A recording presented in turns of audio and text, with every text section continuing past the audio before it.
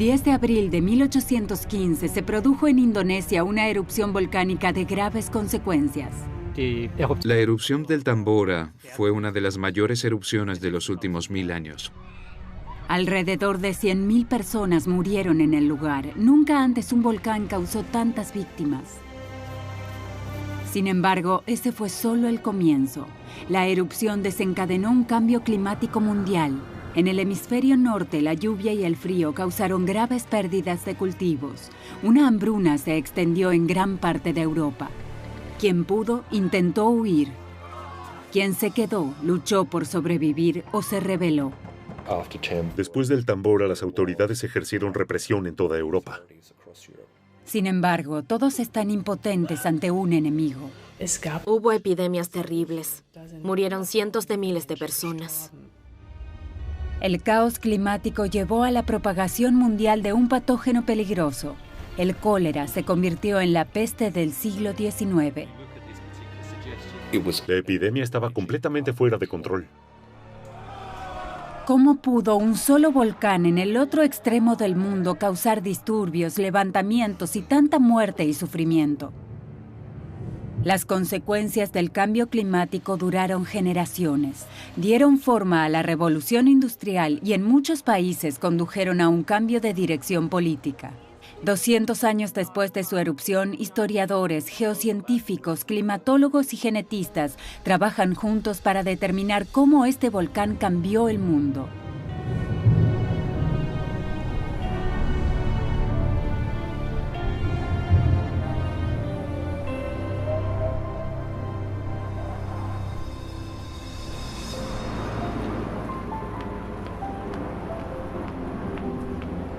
Londres. En la capital británica, el historiador ambiental Gillian Darcy Wood de la Universidad de Illinois está rastreando las consecuencias globales de la erupción del Tambora. Su misión es descifrar exactamente cómo este desastre natural ha marcado el siglo XIX en varias regiones del mundo. La Galería Tate alberga la mayor colección de arte británico de aquella época. Aquí también hay pinturas del famoso paisajista romántico John Constable. Con sus representaciones de las nubes, se convirtió en importante cronista de una catástrofe mundial tras la erupción del Tambora. Constable se ve a sí mismo como una especie de científico del cielo, un meteorólogo que pinta. En la historia del paisajismo europeo, el cielo y el horizonte tenían principalmente una función decorativa hasta ese momento. El estilo de Constable refleja la erupción del Tambora al mostrar la década de 1810 como la más nublada y lluviosa del milenio. Lo que la gente en Europa no sospechaba entonces es que la causa de su miseria se encontraba al otro lado de la Tierra, en la isla indonesia de Sumbawa, en el volcán Tambora. 200 años después de su devastadora erupción, las laderas del volcán están cubiertas por una jungla. El borde del cráter está hoy a 2.850 metros de altitud y apenas se puede intuir la fuerza que alguna vez se desató desde este punto de la Tierra. El geólogo Ralph Gertiser de la Universidad Británica de Kiel está buscando pistas al alcance de la vista del volcán. Nacido en Friburgo, lleva muchos años estudiando el Tambora y es uno de los pocos expertos que realiza investigaciones sobre el terreno. Su objetivo es reconstruir exactamente el desarrollo y las dimensiones de la erupción.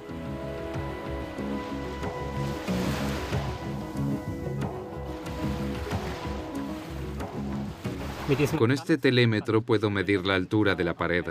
La pared está formada por depósitos de flujo piroclástico de la erupción del Tambora en 1815 y aquí tenemos unos 9 metros de depósitos. Esta gran cantidad de material proviene de una montaña que alguna vez tuvo más de 4.000 metros de altura, una de las más altas del país. El volcán había permanecido inactivo durante siglos antes de despertarse repentinamente en 1815.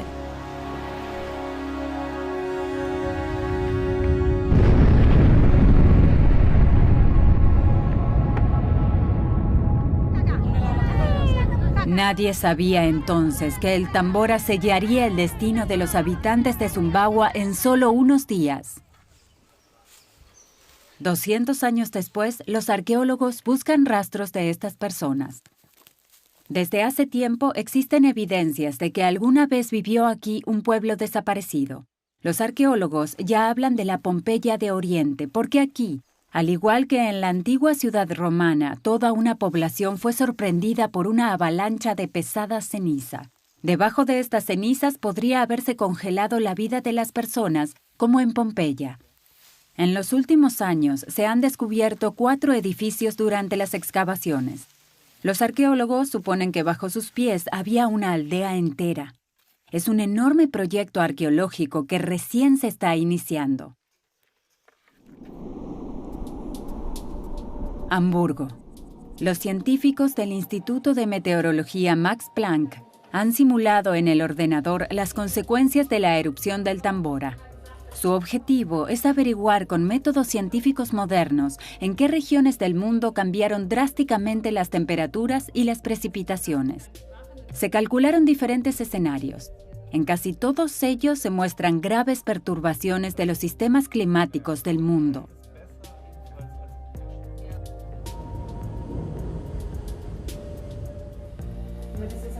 Para estos cálculos son determinantes el lugar de la erupción, el momento, la duración de la erupción, la cantidad de dióxido de azufre y la altura en la que se liberó. En el caso del Tambora, al menos 60 millones de toneladas de dióxido de azufre alcanzaron la estratosfera a más de 20 kilómetros de altura. Los fuertes vientos distribuyeron el manto por prácticamente todo el planeta. En muchas regiones, el promedio de las temperaturas anuales descendió bruscamente. En la Biblioteca Británica, Gillen Darcy Wood quiere verificar si estos cálculos de los climatólogos coinciden con la realidad de entonces. Se encuentra con una fuente que arroja nueva luz sobre las consecuencias de la erupción del Tambora. Estas comienzan en una región que casi no se había tenido en cuenta hasta el momento de la investigación, Bengala, en el noreste de la India. Es un libro de medicina del médico británico James Jameson. Por encargo del gobierno británico debe informar sobre los brotes de cólera que se acumulan en la región. Pero sus anotaciones comienzan con unas 80 páginas de registros meteorológicos detallados, la descripción más meticulosa de las consecuencias de la erupción del Tambora de la que disponen los historiadores en la actualidad. Las notas de Jameson muestran que a partir de 1816 se da una alteración total en los cambios típicos y vitales en la estación seca y monzónica de la India. Estaba interesado en la meteorología, la medicina, la atención médica y, en este caso, en la tragedia humana. Se veía a sí mismo como un testigo de la época, cuya misión era registrar todas las cosas por escrito. Mayo de 1816. En esta época del año, los fuertes vientos monzones traen copiosas lluvias del mar normalmente todos los días. Pero este año no ha caído ni una sola gota. La tierra sufre una severa sequía. La razón es que hace más frío de lo habitual. La diferencia de temperatura entre el mar y la tierra es demasiado escasa para absorber el aire húmedo del mar. Los campos están completamente secos. La población rural pobre se ve amenazada por una ola de malas cosechas. Finalmente, el cambio. A finales de agosto, 3 meses más tarde de lo habitual, el viento trae la deseada lluvia.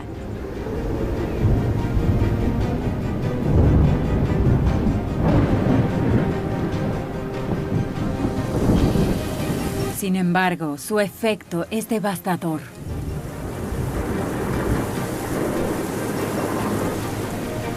Todos los ríos se desbordan. Son arrasadas valiosas tierras cultivables.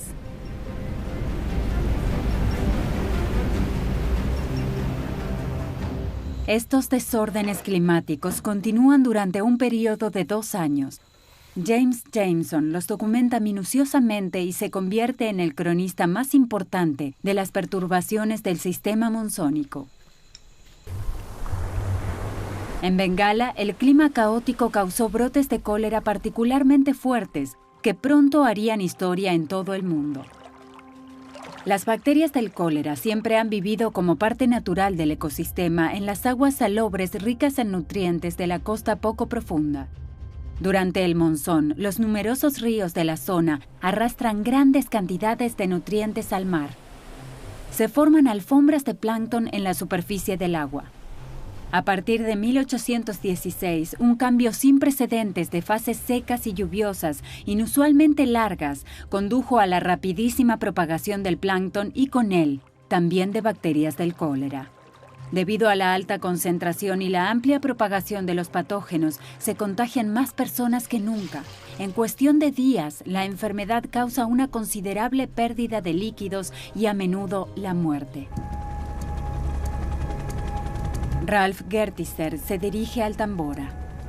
Al interior del profundo cráter solo se puede llegar en helicóptero.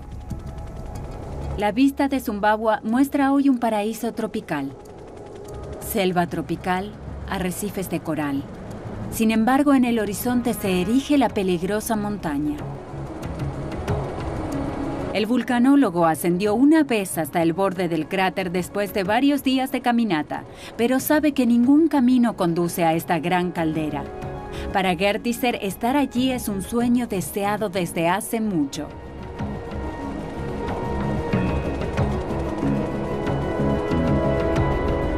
Finalmente, el aterrizaje en el suelo del cráter donde prácticamente nadie ha pisado jamás. Tiene poco tiempo porque el piloto no se atreve a apagar el motor. En caso de que no arranque, estarían incomunicados, pues desde la caldera no pueden pedir ayuda. Gertiser camina al pie de la pared de la caldera para hacer sus mediciones, porque aquí se muestra la increíble fuerza que duerme aún al ras de la superficie. Hemos caminado hasta el borde de la caldera, donde vemos que emanan los gases volcánicos, lo que indica que el volcán sigue estando activo. Los gases son principalmente vapor de agua, pero también se puede ver que se forma azufre alrededor de los puntos de emanación de gas. Un gas magmático que proviene de un depósito de magma, aún activo dentro del volcán.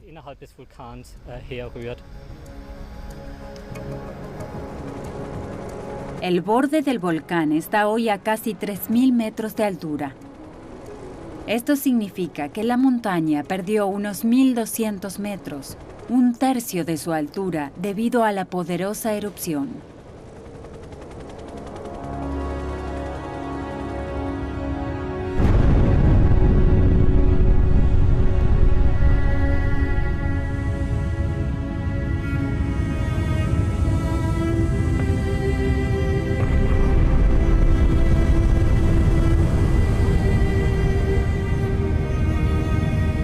Esta explosión inimaginable devastó la isla entera y la enterró bajo depósitos de varios metros de espesor. Sin embargo, no está completamente claro por qué se produjo de repente una erupción tan gigantesca y si esto pronto puede ocurrir nuevamente. Debido a su ubicación remota, los vulcanólogos apenas han investigado el Tambora. Ahora Ralph Gertiser quiere entender finalmente la historia del volcán y utiliza muestras de rocas de diferentes estratos. Puede leer estos depósitos como si fueran un libro. A partir de las muestras de los depósitos de 1815, podemos aprender mucho sobre los procesos dentro del volcán antes de que entrara en erupción en 1815. Por ejemplo, al analizar estas muestras, podemos ver qué tan profunda estaba la cámara magmática que albergaba el magma antes de la erupción. Cuánto tiempo estuvo el magma en una cámara de magma y dentro del Tambora antes de que entrara en erupción. Y también usando varios métodos de análisis podemos determinar el contenido de gas del magma y la cantidad de dióxido de azufre liberado durante la erupción. El azufre que llegó a la estratosfera por la erupción fue el desencadenante del cambio climático. Allí formó pequeñas gotas llamadas aerosoles que reflejaron parte de la luz solar incidente, dispersando el resto y además absorbiendo energía. Como resultado, llegó menos calor a la superficie de la Tierra y las temperaturas descendieron. Solo después de varios años, las partículas suspendidas descendieron lentamente al suelo. En el Museo de la Cultura del Pan, en Ulm, se conserva el recuerdo de estos años catastróficos en el sur de Alemania. El joven reino de Württemberg se vio particularmente afectado por el desorden climático. Hoy sabemos que en 1816 hubo una muy mala cosecha debido a las extrañas condiciones climáticas. Así es que pasó a conocerse en la historia como el año sin verano. Hacía muy mal tiempo, con fuertes tormentas, con poco sol y como resultado malas cosechas. Para los agricultores, la primavera ya había sido extremadamente fría y húmeda, de modo que los campos no se pudieron sembrar hasta fines de abril. Algunos comerciantes habían reconocido los primeros signos de una mala cosecha y habían ido de aldea en aldea en busca de un buen negocio. En el Jura de Suabia, la gente era muy devota y confiada. Por eso, muchos agricultores vendieron sus provisiones y creyeron haber hecho un buen negocio. Pero fueron los comerciantes los que se beneficiaron. El valor de sus bienes se multiplicaría en los meses siguientes. Se hicieron ricos, muy ricos, y odiados por la población, quien los llamaba usureros de granos. Todo esto ocurrió hace 200 años, lo que significa que tenemos una buena documentación. Por ejemplo, aquí en la exposición tenemos un medallón de la época y dentro imágenes en miniatura y textos que describen esa hambruna. Y puede verse en casi todas las imágenes esa situación sobrecogedora en el cielo, tormentoso e increíblemente oscuro. Así es que eso impresionó mucho a la gente, ese cambio climático, ese clima incomprensible y extraño que no había vivido hasta el momento.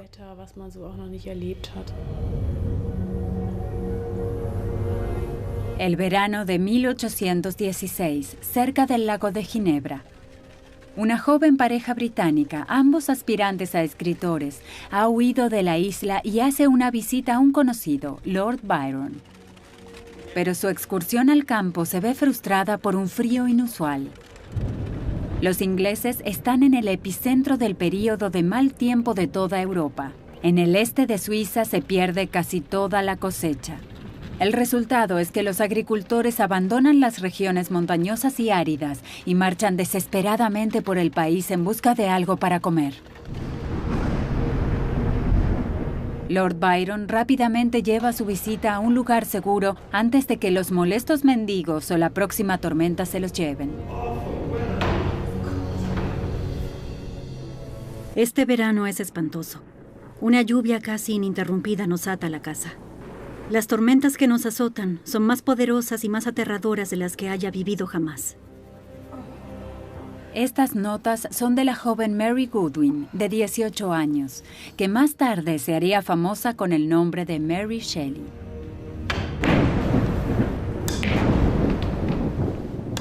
En esos días, la joven escritora sienta las bases para una obra literaria que marcaría el nacimiento de la literatura moderna de terror.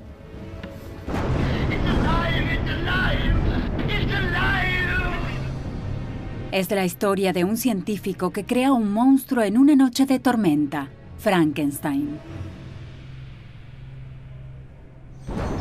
Pero el verdadero terror de esos meses lo experimentan las personas que no son tan adineradas. En Suiza, Francia y al sur de Alemania, la situación empeora cada vez más. ¿Qué están haciendo, ladrones de pollos? Debido a la pérdida de las cosechas, las personas roban por desesperación. Ya hace tiempo que muchos no comen regularmente. A causa de la desnutrición, las defensas de la gente disminuyen. Están completamente demacrados. En Europa Central hay cientos de miles de afectados.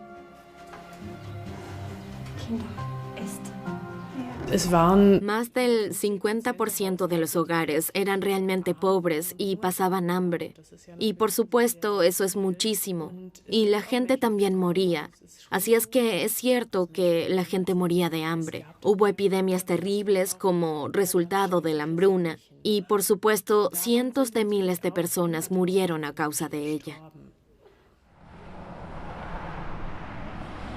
La pista del Tambora conduce incluso a Filadelfia, una metrópoli de la costa este de los Estados Unidos. Aquí, rodeado de rascacielos, se encuentra el Colegio de Médicos con el Museo Mutter, que alberga una de las colecciones médicas históricas más importantes de los Estados Unidos.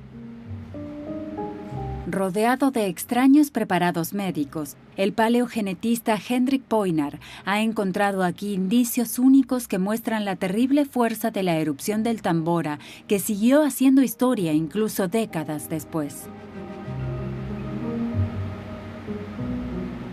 La característica especial de esta colección: muchos preparados provienen de una época en que los tejidos y órganos se conservaban en alcohol y no en formol.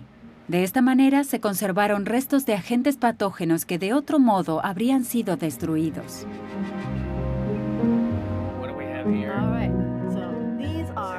Parte de la colección son secciones del intestino de víctimas del cólera, provenientes de una epidemia de cólera que azotó Filadelfia en 1849 y causó la muerte de más de 1,000 personas.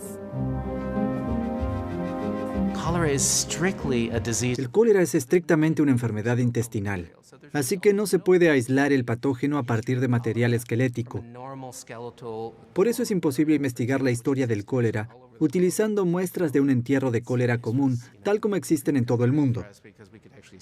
En nuestro caso, un sueño se hizo realidad porque pudimos aislar pequeñas piezas de material genético y reconstruir la evolución del patógeno. Lo sorprendente es que el análisis del genoma de estas bacterias del cólera muestra un vínculo directo con las epidemias que James Jameson describió en Bengala en 1816. Quedó claro que esta cepa pandémica tuvo su origen en el Golfo de Bengala y luego, como ahora sabemos, se extendió y radicó a través de comerciantes, viajeros y barcos a partes de Europa, el Nuevo Mundo y a casi todo el mundo. El cólera se convirtió de una epidemia local en el subcontinente indio a una pandemia mundial. Soldados, comerciantes y peregrinos propagaron primero el cólera en el sudeste asiático. Luego llegó a Filipinas, Japón y China. Finalmente se extendió por tierra y mar hacia el oeste hasta Persia y desde allí hasta Rusia. A principios de la década de 1830 llegó a Europa Central y finalmente a través de Inglaterra por mar a América del Norte y del Sur. El cólera se convirtió por primera vez en un asesino mundial después de la erupción del Tambora y sesgó la vida de millones de personas. El cólera hizo estragos, particularmente en Londres, con 5 millones de habitantes, en ese entonces la ciudad más grande del mundo. Carteles advertían de la plaga mortal. Su campo de cultivo eran barrios pobres de trabajadores, a menudo construidos en antiguos humedales cerca del Támesis, donde predominaban la pobreza y las condiciones de higiene desastrosas. Durante varias epidemias a partir de 1832, murieron en Londres más de 30,000 personas. El Támesis estaba tan contaminado por las aguas residuales que su insoportable olor inundó literalmente los edificios del Parlamento. Los políticos tuvieron que obrar por interés propio y apoyaron la fundación de la Junta Metropolitana de Obras Públicas de Londres. Esta organización finalmente construyó una red de alcantarillado para limpiar el Támesis y combatir el cólera. Un sistema de alcantarillado completo e interconectado demostró ser clave en la lucha contra el cólera. La mayor parte de las aguas residuales circulaban por la red de alcantarillado fuera de la ciudad y más al este hacia el Támesis. Con este tipo de medidas, el cólera fue finalmente derrotado en muchas partes del mundo. Sin embargo, no se ha erradicado hasta la actualidad. En Indonesia, Ralph Gert está de camino a las excavaciones de los arqueólogos. Está ansioso por saber qué han encontrado. Las excavaciones han avanzado y sacan a la luz nuevos hallazgos. El equipo de Sony Bibisono ha descubierto otro edificio. Los arqueólogos identifican por los restos que el edificio fue construido sobre pilotes y las paredes estaban decoradas con trenzados de palma. En la parte de atrás estaba la cocina, reconocible por las muchas piedras que marcan dónde se hacía el fuego.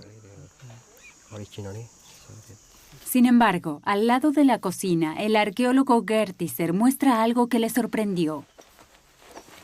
Se trata de una víctima. Es recién el quinto esqueleto que se ha encontrado hasta ahora. Lo extraño es que estos huesos están menos carbonizados que los hallazgos anteriores. También es confuso que no haya más víctimas en la casa, a pesar de que estaba habitada por una familia numerosa.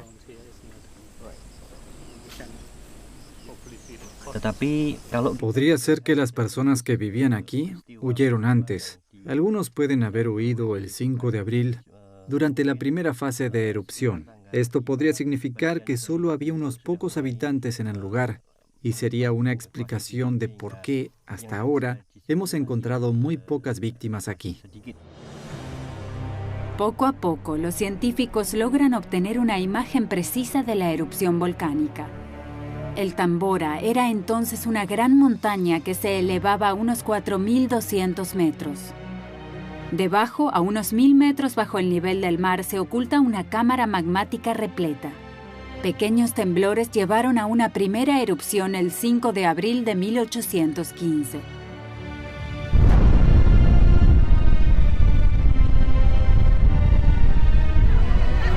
Al principio, la gente subestima el peligro. Las cenizas caen sobre su aldea, pero no huyen. Sin embargo, 5 días más tarde, la situación se agrava drásticamente. El punto culminante de la erupción de 1815, el 10 de abril, hubo una enorme explosión. De la chimenea volcánica salen hasta 50 kilómetros cúbicos de cenizas y rocas. La columna eruptiva se eleva a una altura de 43 kilómetros. La tierra tiembla, el volcán retumba. Nadie sabe lo que eso significa. La gente sobrevivirá solo unas pocas horas.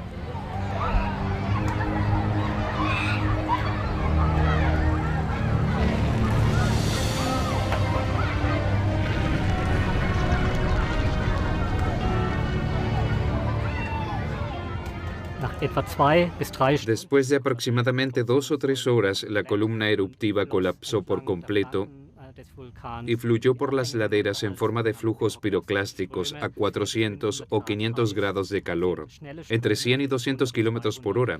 Estos flujos destruyeron todo a su paso y este fenómeno causó más de 10.000 muertes directas durante la erupción.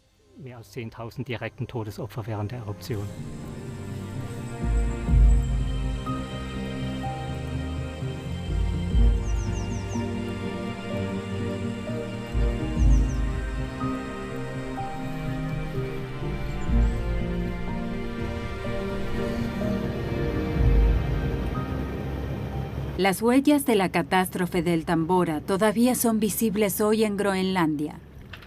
Los glaciares de la isla polar las han preservado como un archivo de la historia climática. En los años posteriores a la erupción, los aerosoles de la estratosfera descendieron lentamente. Los copos de nieve cristalizaron las partículas y las transportaron a la capa de hielo de Groenlandia en la que quedaron atrapadas. Los investigadores usan perforadoras para llegar hasta las profundidades del glaciar. Un arduo trabajo al servicio de la investigación climática que solo es posible unas pocas semanas al año. Buscan núcleos de hielo que permitan una reconstrucción completa del clima del pasado, hasta ese año exactamente. El Instituto Alfred Wegener en Bremerhaven. Investigadores de todo el mundo vienen a este laboratorio a 20 grados bajo cero para estudiar muestras de hielo de las regiones polares de la Tierra. Estos núcleos de hielo provienen de una región aún más remota que Groenlandia, del interior de la Antártida. Incluso aquí, los investigadores descubren la huella digital del Tambora. Los núcleos de hielo también son de gran importancia para la reconstrucción de las erupciones volcánicas, ya que cubren grandes periodos de tiempo.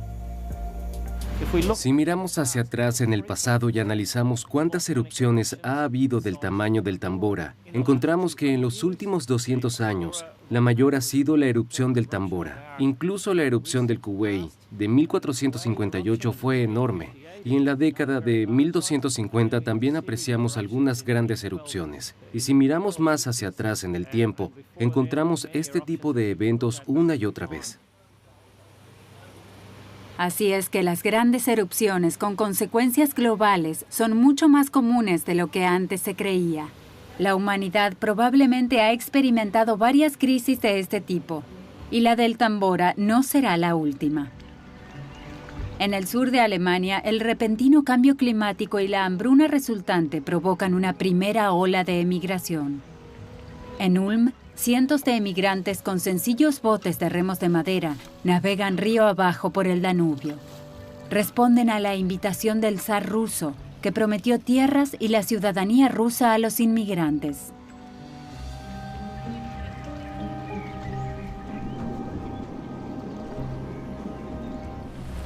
Muchas personas buscan su suerte al otro lado del Atlántico en los Estados Unidos. Sin embargo, a la mayoría le espera allí la próxima catástrofe. Especialmente la costa este de la joven nación tiene que luchar contra las turbulencias climáticas tras la erupción del Tambora. Esto está documentado incluso en los registros de cultivos de Thomas Jefferson, como descubrió Gillen Darcy Wood. El expresidente de los Estados Unidos y padre de la Declaración de la Independencia dirige desde hace muchos años su plantación Monticello en Virginia. En el clima relativamente suave de la región ha generado hasta ahora grandes beneficios, un idilio engañoso. Desde 1816, la sequía, el frío y las tormentas destruyen repetidamente parte de su cosecha. En la historia estadounidense, el año 1816 es uno de los más fríos de la historia. Con la esperanza de un mejor clima, Jefferson sigue pidiendo nuevos préstamos y finalmente se declara en quiebra. Toda la costa este de los Estados Unidos se ve afectada por esta catástrofe climática, con consecuencias drásticas. Después de 1816, Estados Unidos experimentó una agitación demográfica masiva.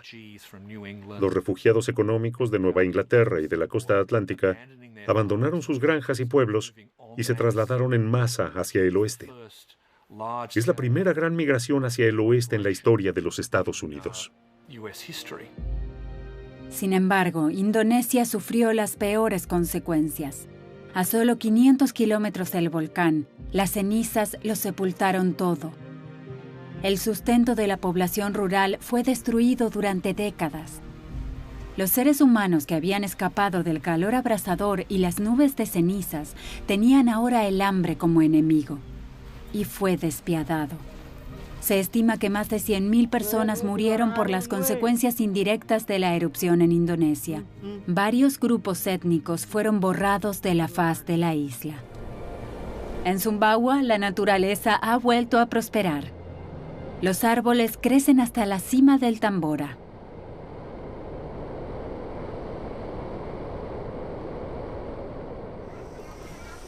Hace mucho tiempo que la gente se instaló de nuevo al pie de la montaña, pero en el fondo aguarda el gigante dormido. Los vulcanólogos están seguros de que volverá a hacer erupción, aunque nadie sabe cuándo y con qué intensidad. El problema es que el Tambora es un volcán del que sabemos relativamente poco. Sabemos acerca de la erupción de 1815, pero sabemos muy poco acerca de las erupciones más antiguas, por lo que es muy difícil predecir cuánto tiempo necesita un volcán de estas dimensiones para hacer una erupción tan grande como en 1815. Las consecuencias de la erupción se agravan en Europa. Todos los días las personas mueren por enfermedades infecciosas inofensivas. En el registro de muertes se dice que mueren por deterioro físico. Fortunat Fowler, un pastor de Sigmaringa, observa desesperadamente cómo su comunidad sufre, pasa hambre y muere. Casi impotente, trata de darles esperanza sin éxito. Con su prima busca una solución. Quizás el bosque podría suministrar hierbas nutritivas, raíces o frutos como alternativa al pan de cereales increíblemente caro. Comienzan a experimentar, pero fallan casi todos los intentos. El Museo de la Cultura del Pan, en Ulm, contiene escritos que prueban que varios testigos contemporáneos buscaban paralelamente nuevas recetas.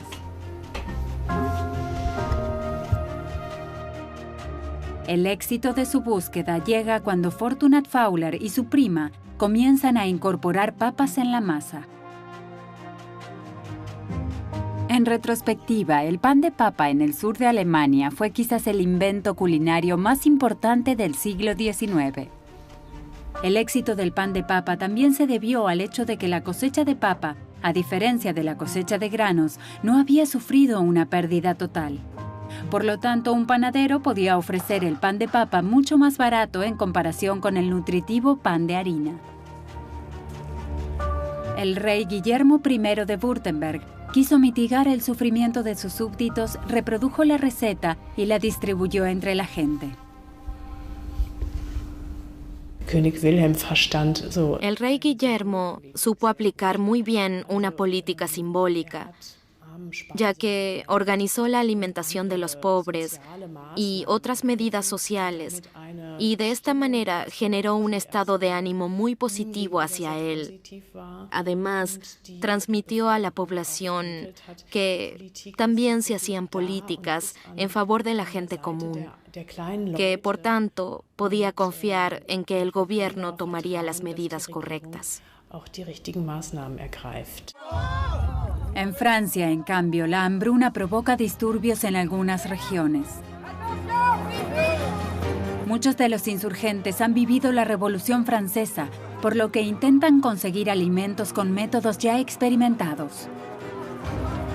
En este caso, las víctimas no son las élites políticas, sino principalmente los comerciantes y vendedores.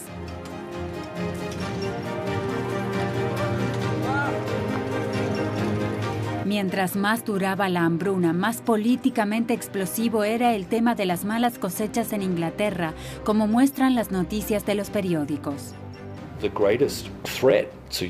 La mayor amenaza no es el clima en sí mismo, sino la pérdida de los cultivos.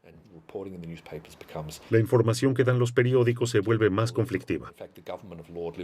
En 1816, el gobierno de Lord Liverpool incluso suprime en Londres la habitual publicación de los rendimientos de los cultivos, porque no quiere que esta información se difunda ampliamente y genere pánico. Una medida para contrarrestar la emergencia fue la construcción del Regent's Canal en el norte de Londres. Se completó entre los años 1816 y 1819 para que muchos desempleados y pobres hambrientos se ganaran el sustento. Detrás de esto está la idea de conectar mejor los lugares de producción agrícola con las ciudades, para evitar la escasez de suministro durante situaciones de emergencia en el futuro.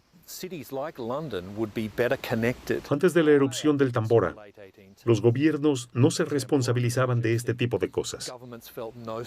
Así que es el comienzo de una nueva era en la que los gobiernos actúan de manera previsoria y trabajan para mejorar las condiciones de vida de la población, la infraestructura y la ayuda humanitaria.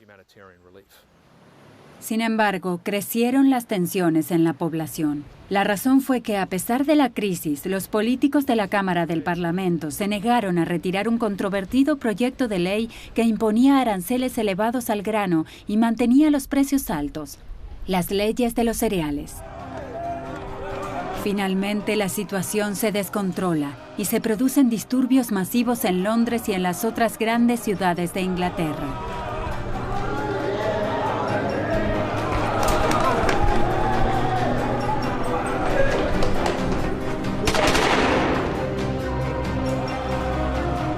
El punto culminante es la masacre de Peterloo en Manchester. Los guardias a caballo, armados con espadas y machetes, disparan contra una multitud de hombres, mujeres y niños desarmados. Hay decenas de muertos. Es uno de los ejemplos más notorios de violencia de Estado contra el pueblo británico en los años posteriores a Waterloo.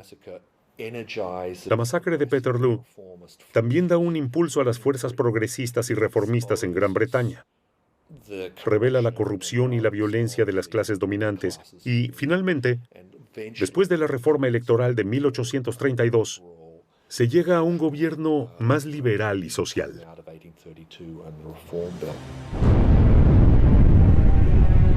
La erupción del Tambora de hace 200 años prácticamente había caído en el olvido, pero hoy los científicos están descifrando cómo ésta escribió la historia.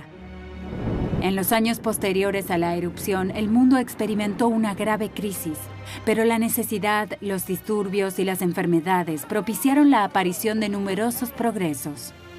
El miedo al cólera llevó a las élites a instalar un sistema de alcantarillado en las grandes ciudades. Sin un sistema de alcantarillado efectivo, hoy no existirían las modernas megaciudades. El repentino cambio climático desencadenó las primeras olas de emigración del siglo XIX y aceleró la expansión de los Estados Unidos hacia el oeste. En Europa, el miedo a las masas hambrientas llevó a importantes reformas políticas. Impulsó el surgimiento del Estado social. Todos estos avances están directamente relacionados con el volcán que cambió el mundo.